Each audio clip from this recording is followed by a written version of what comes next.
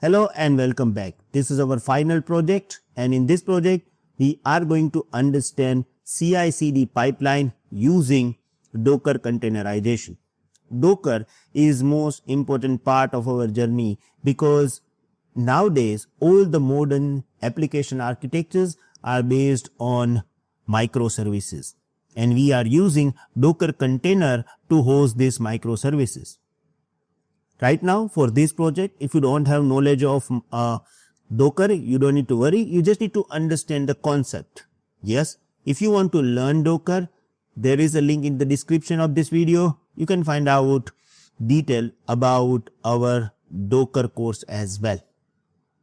But for this particular project, you don't need to worry about it. Don't move right now and start learning Docker. I want you to finish this course and then go for the Docker, because during this Docker course we will also create some pipelines and we will get better understanding about it for sure. So let's start with our project definition.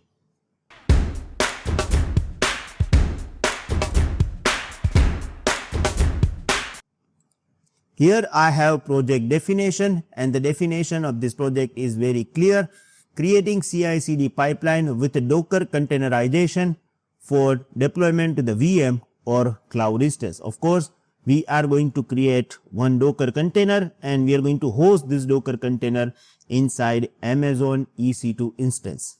If we talk about prerequisites, what are the requirements? A GitLab account and repository in your project, and AWS Amazon Linux instance. So prerequisites are very simple, but the main concept about this particular project is to understand the concept of Docker.